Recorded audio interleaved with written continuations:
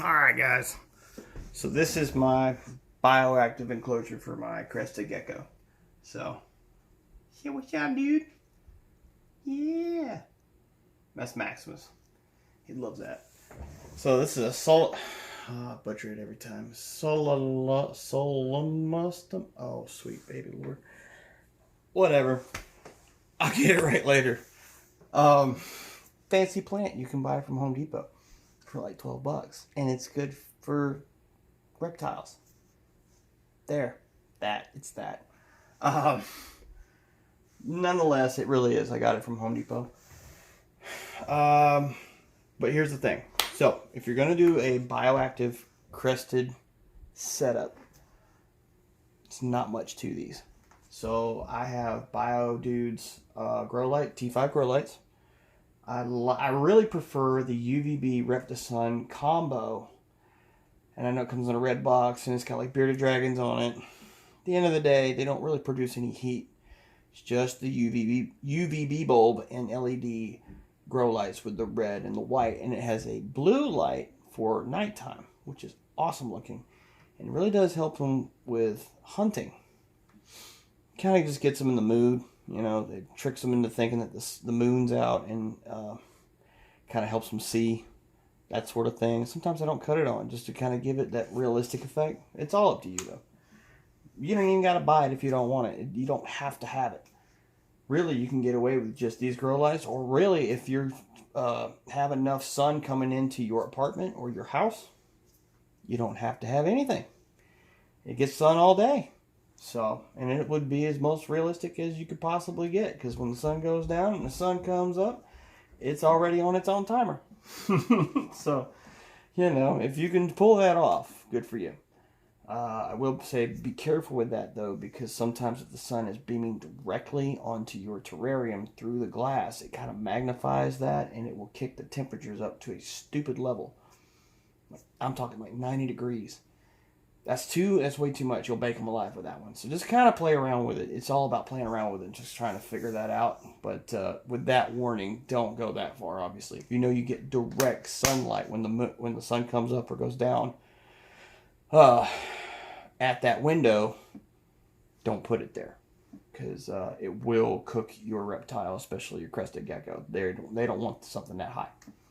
So, that being said about temperatures. I've got bioactive, dear Lord. I got BioDude's hydrometer and thermometer. It's like $20. Well worth it. Very, very accurate. The analogs turned out they were not accurate. They were not even close. I put them side by side because I thought analog, there's no way you can screw that up, right? Wrong.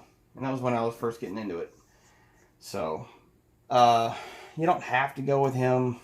It was just at my reptile store. It looks good. It's simple. It works great. It's solid and it's reliable. And it was $20. Probably get it cheaper with another brand. And there's all different types of brands out there. So just pick what you want. I like to put it about middle of my tank. That gives me the most accurate reading that I feel is possible. If you put it too low and the ground's still wet, it's going to show higher humidity, especially getting trapped by your leaves. So you want it about middle ways, so that way it's not too high and it's not showing enough humidity coming off of the floor, and it's actually getting dried out by the lights. So about middle of the terrarium, wherever you want to place it or hide it, is up to you. But that's the way I found it's more accurate. That way it gets the humidity coming off the floor, and it gets the dryness from the top, and it gives you your accurate number. You want about 50% at night, or well, really more towards the afternoon before you mist it. Mine's sitting at 54. I'm going to have to back off misting about once every 2 days. Excuse me. And I also want to see it about 78 in the afternoon. Now, some of y'all are probably watching this freaking out, going, "You can't have it that hot. It's too crazy. What are you thinking? You're going to hurt him." This is why I say, and I recommend watching Dave Kaufman, Reptile Adventures. He's backed by Zilla, although I don't like Zilla tanks, and we'll get to that in another video. But he goes to Pine Island, and he takes real temperature readings, humidity readings, and pretty much gathers data and shows you how they live and where they go and what they like. That gives you real insight on what you need to build or go off of to build your Bioactive. You don't have to copy it. You can make it like a fantasy looking deal like what I've got here. I mean, for God's sakes, this probably doesn't look or exist on Pine Island. But he loves it and he hides out in it. Ficus tree probably doesn't exist on Pine Island. I don't know. I didn't really see one in his clip that he has on YouTube for that. However, Maximus loved his ficus tree, and I'm going to get him another ficus tree and learn how to prune a ficus tree, or the little brother of the ficus tree, because he just absolutely loved it. I mean, he curled up like a little puppy on a leaf every day during the day to sleep, and then when he was nocturnal at night in a boreal, he loved going up and down the tree and like hunting for crickets and then come back up the tree. That was just his thing. So, definitely going to be happening with a Polydarium build with this Exoterra. So, back to this. This is the Devil's Ivy. I have heard that it secretes a type of sap that could cause them to go blind. I haven't seen it. I've put it in multiple builds. Not to say that it's not true. I just haven't seen it, and it hasn't hurt any of my geckos yet, so far. And if it were to look like it would, I would take it out immediately. It's really just to fill it in, and it's another plant that has a large leaf that I can get from my local, well, not local, but larger chain hardware store, Home Depot, for a good price. It's like $12. And they love it. He loves sitting on it. It's just too low to the ground, so that's the only reason why he doesn't really hang out in this. This, that gets me every time. Peppermornia. I'm not doing this on purpose, I swear.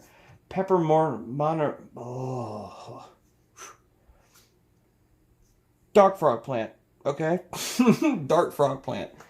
It's a very hardy plant. It's Peppermonia, and you can pretty much unplug and plug this plant from terrarium to terrarium. This is the third terrarium it's been in, and it's done nothing but grow in each one.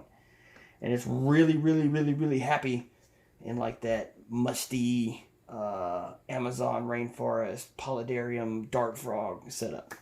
So it's not looking too healthy in this one, mostly because this is the third terrarium it's been in. But the fact that this is all I've got after the third transfer, I really can't say much else. Because my red ivy does not like, apparently, transferring to different terrariums. It was very, very healthy. Red ivy is another favorite of mine. And is actually beautiful for reptiles. No worries there. And it is perfect for color, big leaves, sturdiness, and hardiness, and covering the terrarium as need be. Notice there's not any cork bark. He does have a hide, but he needed cork bark. There was cork bark in here with the ficus tree, but the ficus tree died because obviously it grows up to like 30 plus feet, apparently, from what we've looked up. It could be an inaccurate number. Don't judge me on that one. I'm not a ficus tree expert. I just know that I saw big leaf, big tree, look cool. Probably fits in my tank, and I went, it fits in the tank, and I put it in there. And then about a year later, it grew up to where it was hitting the mesh, and it was running out of room, and it was starting to die. So the root system was just crazy up underneath.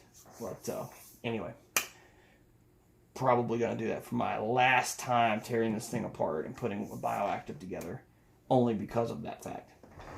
You really don't have to tear them apart. And if you notice, I don't clean mine very often. Mostly because I don't have to. Now, some of y'all have a derpy crested gecko, and they're your crested gecko, and they're unique to them and your, ownership. And Johnny would look at me and go, I don't know why my crested gecko thinks that he wants to finger paint the glass, but he finger paints the glass with the food I give him. I figured you would eat it, but hey, painting instead. And I was like, I don't know, man. You do your thing. You figure it out. He's like, there's no figuring it out. That's what he does, and I've just given up. I just wash his feet off the best I can.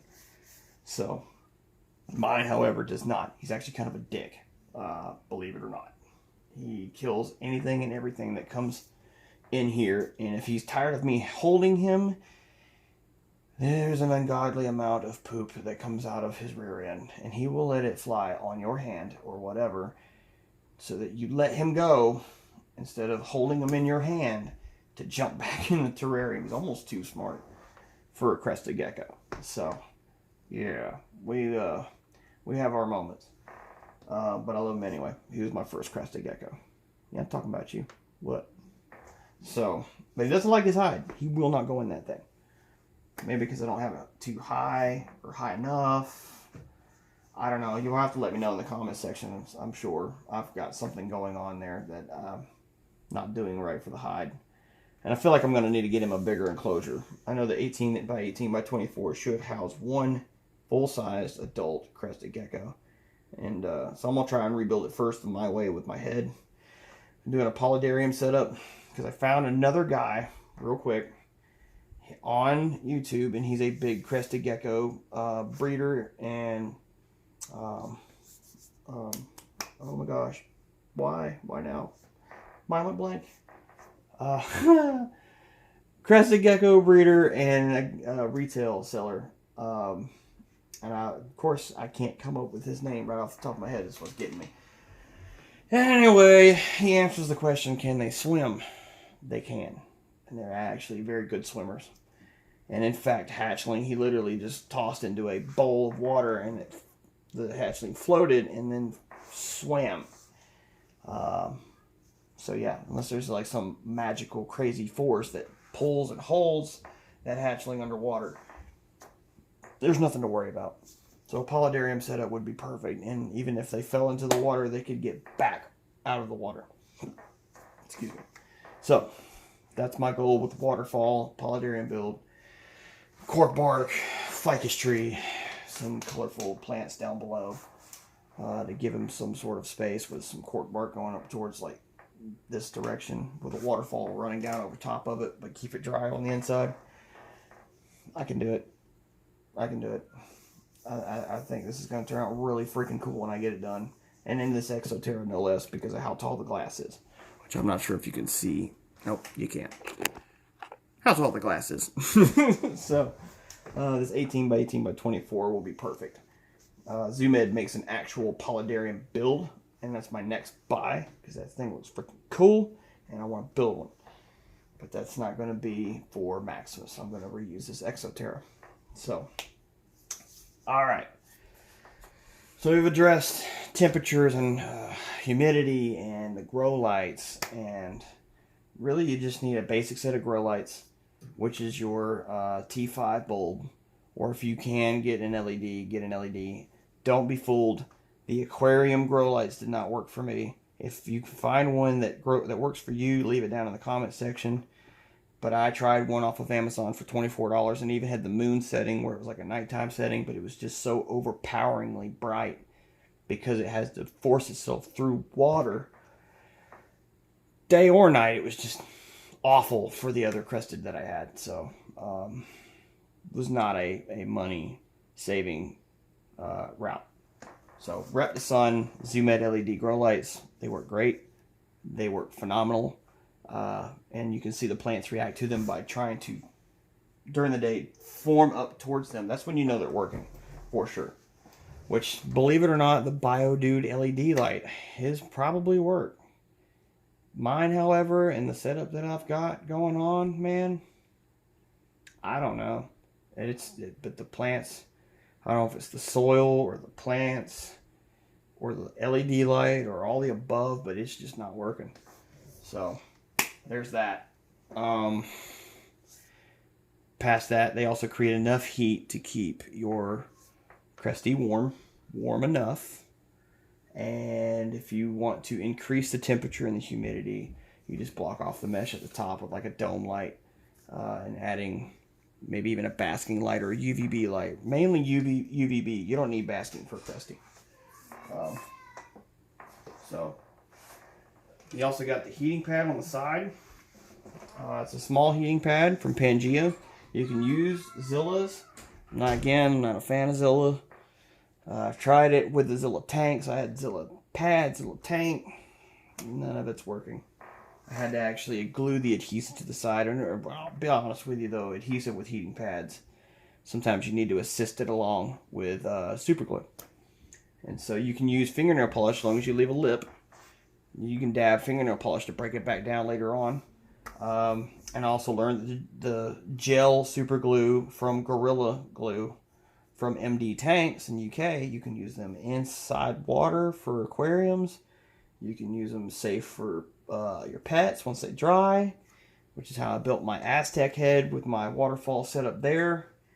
And you can use them on the side of your tank. You can use it wherever you want. So thanks to him, I knew about that, and I use it from here on out.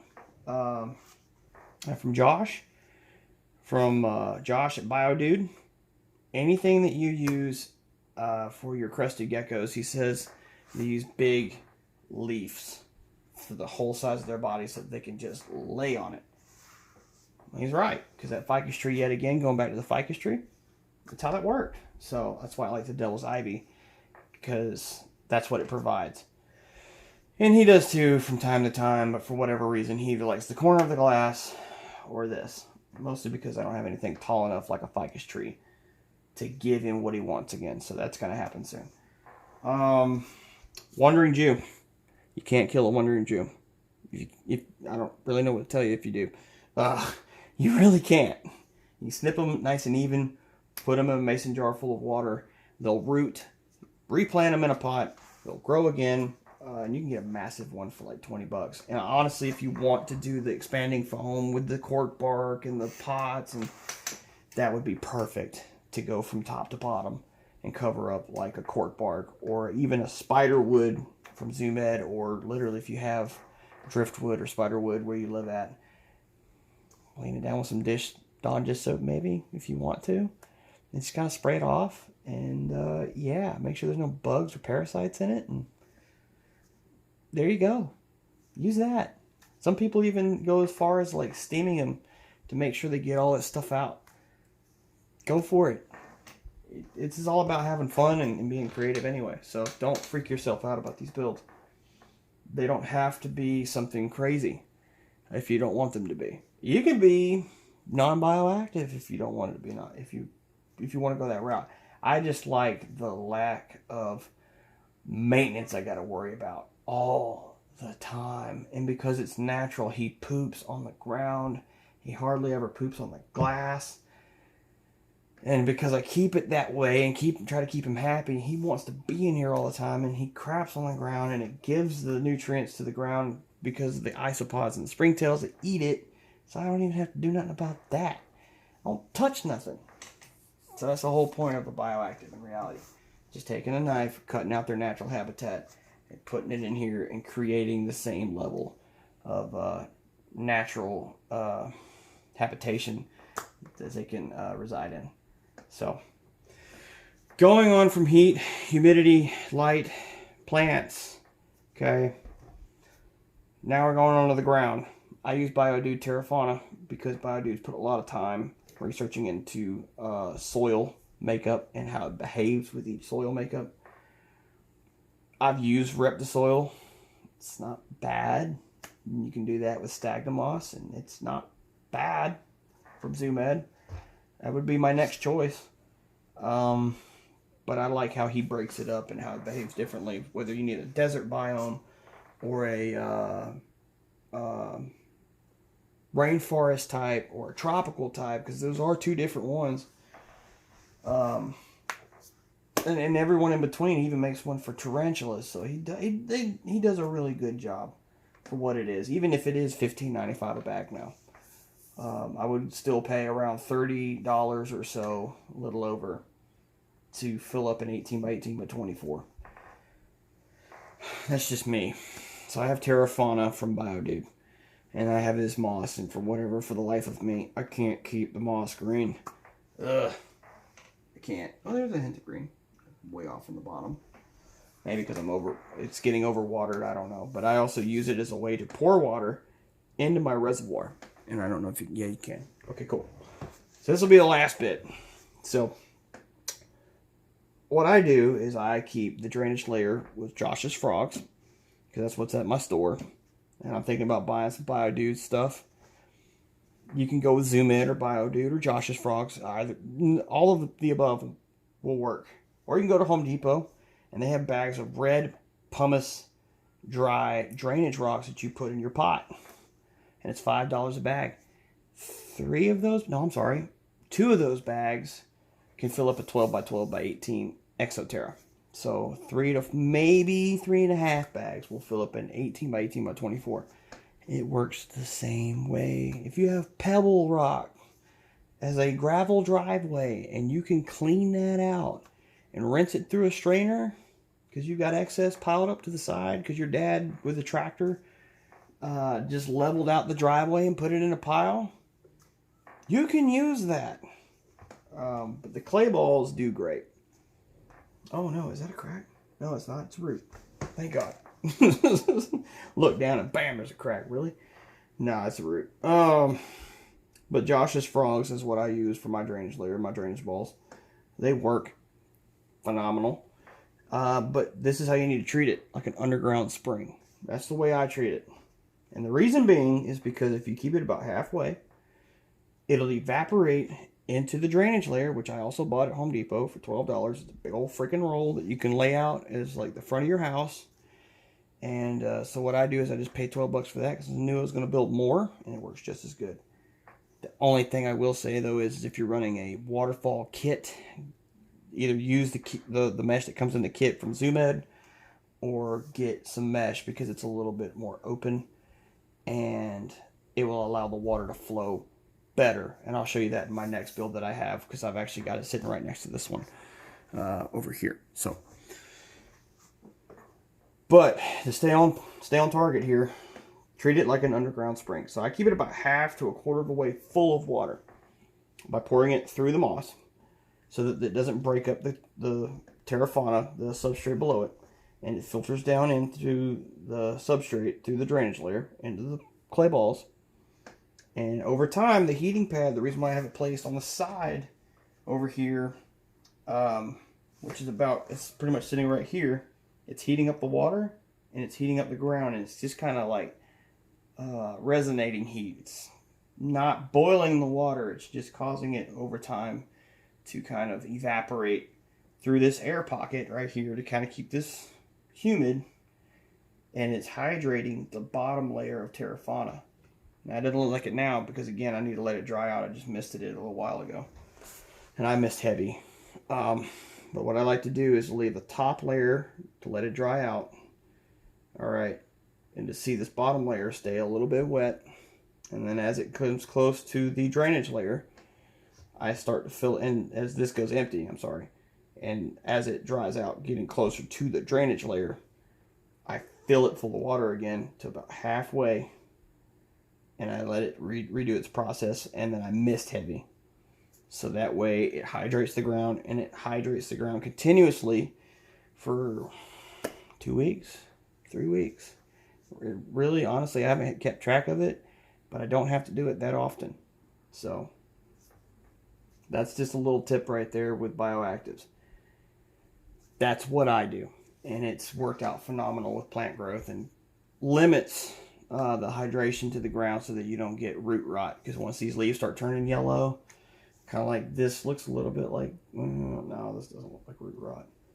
I'll find an example of root rot. But once you start having root rot, it's pretty bad for that plant. And if it gets bad enough, that plant's dead. You'll have to pull it out and get a new plant. Not to mention you'll have to let your substrate dry out for weeks on end.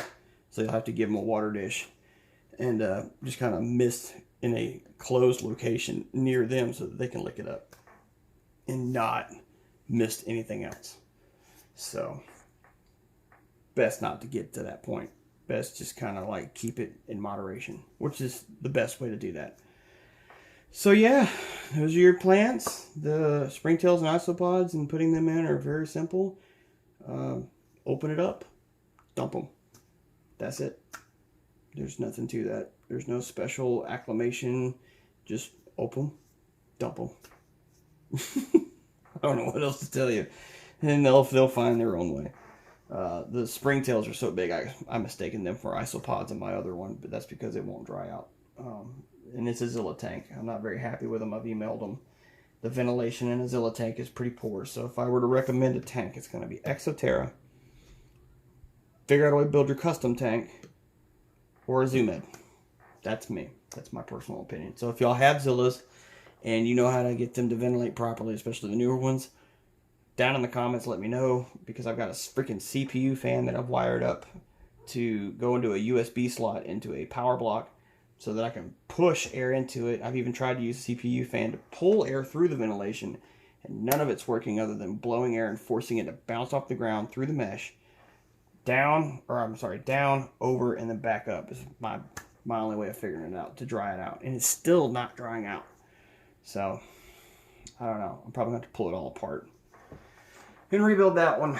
But the glass is not tall enough. It doesn't seem to do a polydarium in that Zilla tank. So, not happy about that. But that's, again, another video for another time. So, this build right here is a pretty decent build. And I'm very content with this build for a Crested Gecko. And really, it's just whatever you want to do with your build. There's not really, other than the steps of drainage layer, drainage layer to protect drainage layer with mesh, or, you know, something from Home Depot, like what I've got, which is a liner with both aerated holes in it. Your substrate, and make sure you pick the right substrate, like Reptisoil or Terrafauna, something that's meant to be wet a lot, like a tropical setup. Tropical plants that can handle that kind of humidity. Big leaves, and understanding your animal, like your Crested Gecko wants big leaves, something on a sturdy plant. Heat and humidity regulation, or temperatures, which again, watch that video with Dave Kaufman as he goes to Pine Island, and use that as your reference. You use that, you can't mess it up. Just understand that if you don't want to be in a house that it's 85 degrees and you think you're going to be sweating and dying, your Crested Gecko is going to feel the same way. So just kind of keep it around 78, 77. Just kind of back it off a little bit on the temperature, especially considering it stays kind of stagnant. It will have flow due to heat pulling air through by rising through the terrarium, through the vents, and then up through the mesh. But the more you cover the mesh, the less it's going to flow. So I've got a good balance of that too. But don't worry too much, because having one or two lights on top of it's not going to kill the flow so much that you have to have a major panic attack about it. It will flow and it will be fine. I promise. Even with a dome cover, they still have vents on top of it, and I'll show you that with my Exoterra. So it's not a big deal. It's just that Zilla tank that's not flowing right, due to the design of it. So, but yeah, that's all I would worry about. Give them a hide, give them clutter. They like security of the clutter. They like security of a hide majority of the time. Mine's a little different. They like security of big beefy plants like this, and to be able to draw water from plants sitting on top of the leaves most of the time, but still leave them some water, like in a bowl or a watering dish or something. Crickets. Douse the crickets in calcium. Well, I shouldn't say douse them, but sprinkle them and just evenly coat them with calcium. And learn about gut loading. There's a few videos out there about that. And last but not least, and I'll leave you with this, UVB, UVB, UVB, UVB. You have to have UVB. So if you've got one grow light and one UVB light, then that's what you need. They have to have UVB. There's just different levels of UVB. So the Crested Gecko doesn't need a whole lot of UVB, but at the end of the day, it still needs UVB. So